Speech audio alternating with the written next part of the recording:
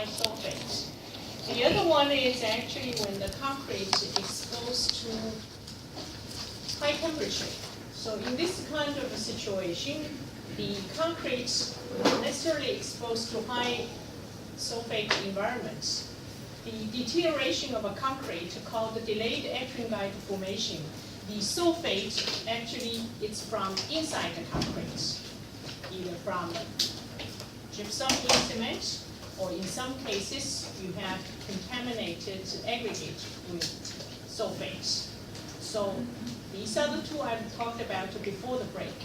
So I will talk about two more type of deterioration or attack of a concrete, also relate to the sulfate. The third one I want to talk about is called Thomsite form of sulfate attack. So this type of the sulfate related deterioration of a concrete oftentimes occur at a lower temperature. So the delayed ettringite occurs at a high temperature, but the Thomsite form of sulfate attack occur at a lower temperature. So the prime risk factor for the Thomsite form of sulfate attack, one is presence of sulfate or sulfite from the environment.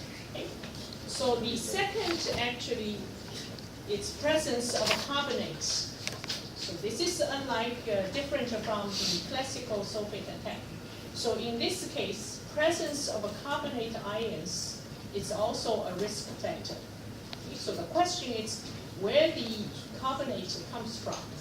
So one thing is that in some situation, if you use limestone as an aggregate, so you have a limestone inside the concrete, right? So this is a carbonate. The other thing is that in many situations now, in the cement, you have a small amount of the limestone powder, so added inside the cement in the production of cement. So this is actually, the purpose actually adding a small amount of the limestone powder in the production of cement is to reduce actually the clinker. Okay? So therefore in the cement you can also have a carbonate. The third thing is actually when cement hydrates you have a calcium hydroxide, right? So the concrete exposed to natural environment, the CO2 in the air can penetrate into the concrete through the voids, react with the calcium hydroxide to form calcium carbonate. So all these are the source of carbonate ions. The third thing, the risk factor for this type of the sulfate attack, it's low temperature, generally below 15 degrees Celsius. So in addition to these three, at the presence of water, you have a following reaction. So basically, you have water and carbonate ions and sulfate ions. So these actually react with calcium silicate hydrates. So the product here is called thomsite. Right? So basically, this thomsite, it's soft white powders, so no binding power. So essentially, from this reaction is that it turns the calcium silicate hydrates, which is the main binding component in the concrete, into no binding powder of thomsite. So leads to the deterioration of the concrete. So this is the third type of the sulfate attack of concrete. So generally occur at a lower temperature. And in this case, since this sulfate and carbonate ions and water, they react with calcium silicate hydrates.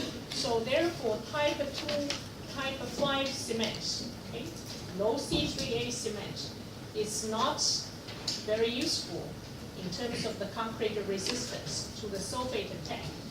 However, some of the research published indicates that when you use the high amount of the slag to replace cement, it provides good protection to the concrete when concrete is exposed to this environment. So one of the things when the ASTM standards allow the incorporation of fine limestone filler in the cement. So one of the actually concern at that time is that when the concrete exposed to environment with sulfate, with a carbonate at a low temperature, it can cause potential damage due to the sulfate attack. So therefore, in this kind of situations, it is still a consideration. So when you have a sulfate and a carbonate and a low temperature. So this is basically the third type of the sulfate attack. So last type of the attack, which is also related to a certain extent related to the sulfate, it's called the crystallization of salts. So this is actually related to the real life cases. So in the about 20 or so years ago in California, and many houses, not many years after the houses were built, the concrete at the foundation level is deteriorated. I'll show you some of the examples. Something like this. Okay? So because the thing is in California, because of an earthquake, so actually you except in city center, most of the house actually it's fairly low, like 1 story, 2 story, even 3 story are not many. Okay? So because of these kind of housing situations, the strength requirement for the concrete is very low. Okay? So typically the concrete like used for this kind of foundation or basement and other thing, 20-25 megapascal. So the water to cement ratio of these concretes are very high. So the thing is, at that time, as I mentioned, some of the house, not many years after it was built, and then it noticed deterioration. So because of the housing, it's the single biggest investment in your working life. So of course, investigation is made. What are the causes, okay, for the deterioration of this basement and the foundation of these houses? So what has been found that the deterioration of these housing in the concrete there, it's due to the crystallization of the salts. So basically what you have, if the groundwater contain high salt content, if you have a high water to cement ratio, high capillary porosity, so the water contain high salt content will be penetrated into the concrete. Okay? So when these water with high salt content penetrate into the concrete, you see the thing is when you have a house, you know, one side outside, the salt water will penetrate into the concrete. Then inside, let's say you have a basement, you have a dry condition, and then water will evaporate, right? Salt penetration and the water evaporate on the other side. So as a result, you will have increase the concentration of salt inside the concrete pores. So with the increase of a concentration of this salt inside the concrete pore, eventually you have a salt crystallization, okay, inside the concrete pores. So with the increased penetration of the salt water into the concrete, with accumulation of increased crystallized salt in pore water, it generates the pressure. So that leads to, if you have repeated continued evaporation on the basement inside and continued penetration of salt water from the outside, it leads to the build-up of salt inside of the capillary pores. So eventually leads to internal stress and cracking. So what are, for this kind of the deterioration due to crystallization of salts, where are the typical situations where you'll find this kind of deterioration?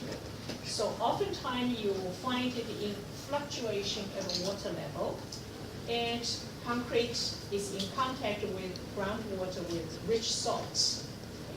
So in addition to the penetration of the salt water into the concrete, and the other thing which actually oftentimes as I mentioned, relate to the sulfate is due to the change of a crystal structure. So let's take a look at this graph here. Okay, so let's say this is the structural concrete element. So this is outside. The concrete is exposed to groundwater with high sulfate content, or soil contain high sulfate. Okay? So let's say this is the inside of the house, right? So when the salt water penetrates into the concrete, so this side you have a water evaporation. So with the accumulation of the salt water inside the concrete, eventually you have precipitation of crystals. So depending on the relative humidity and temperature, the crystal structure may vary. Okay, so let's take a look at this graph here. So X here is the temperature, Y here is relative humidity. Okay.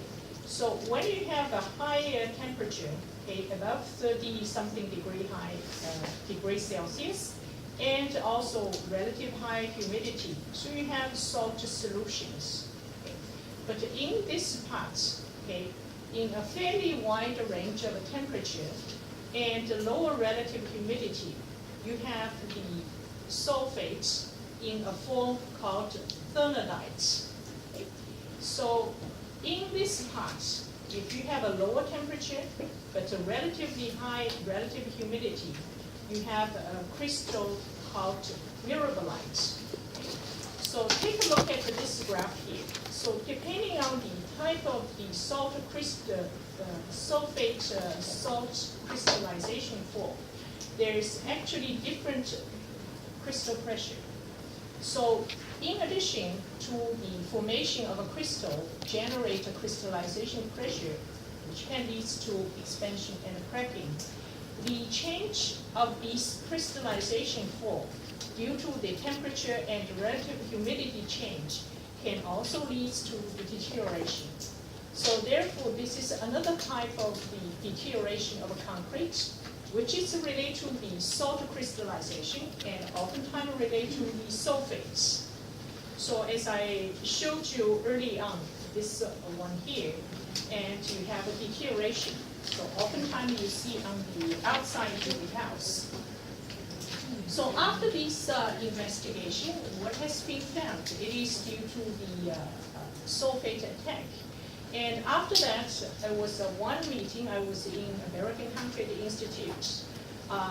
Because the thing is, one thing is for you, it's easy to understand. Okay, so we understand that this is the reason for the deterioration. So how do we actually improve the concrete, reduce the deterioration of this time? Any idea?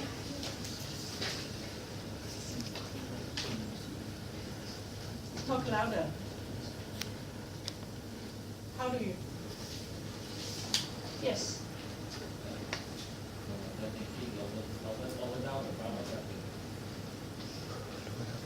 Okay, lower down the ground level. If you build a house there, how do you lower the ground level? What can you do to the concrete? Okay, so this is related to the penetration of the.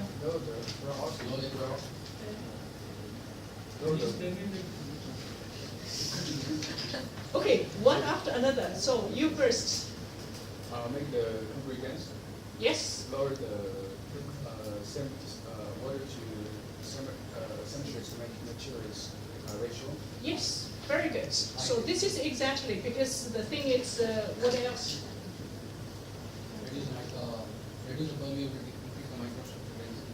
Yes, very good. So basically, the thing is, this deterioration is due to the penetration of the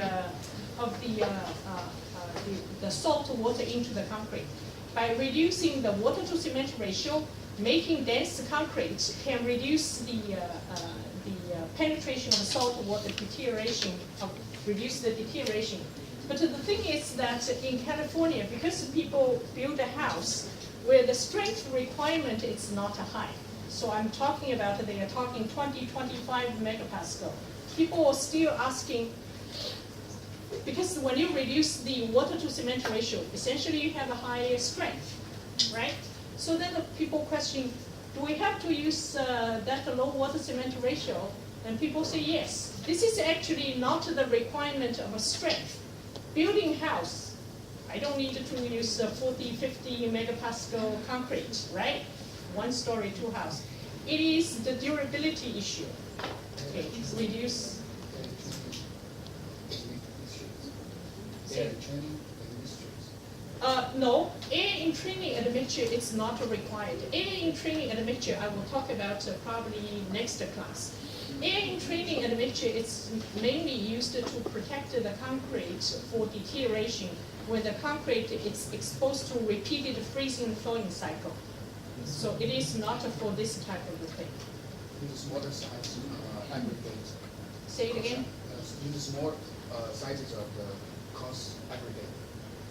The smaller aggregate size is not a main thing. So in this case, it's mainly reduce the water to cement ratio. Like they say, increase the density, reduce the permeability. So like if you have a mineral admixture, so slag, cement, slag, fly ash, silica fume, if you can reduce the densities. So basically, with the reduction of the capillary porosity and increase the density, these salt water cannot be easily penetrating into the concrete. So this is the main thing for this type of the attack.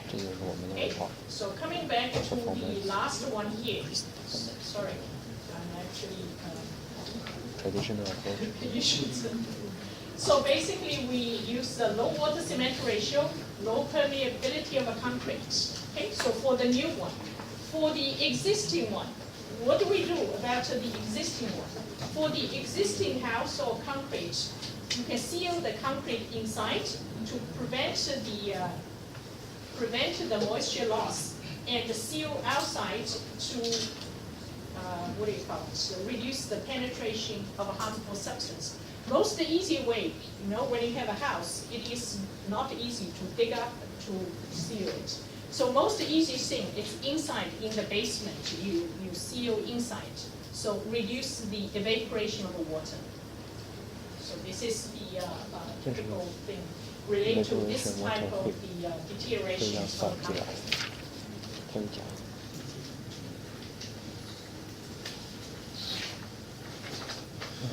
Currently, the standards deal with the evaporable transport of sulfate salt crystallization. Basically, as we discussed already, so basically we control the water to cement ratio. So it is generally recommended that the water to cement ratio should be less than 0.05. Okay, today when you go home, one thing I want you to read in the IDLE library e-reserve, there is a link. So this is the article talk about severe cracking in situ concrete structures. Okay.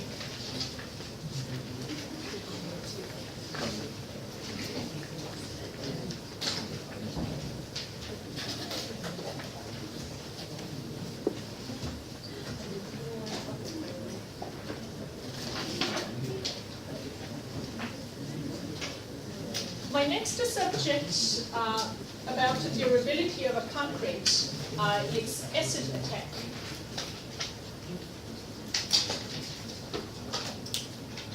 In real life, naturally occurring acid ground are not common. But the thing is, when we talk about concrete attack by acid, oftentimes we're dealing with industry process, chemical plants, and a variety of food processing plants. You have a variety of acids. So in principle, concrete is durable in many situations, but the concrete does not tolerate strong acids. Okay? So if the concrete is exposed to very strong acidic environment with a low pH level, regardless of what you do, okay, no matter what you do, reduce water cement ratio, use silica fume, whatever you do, it is no use.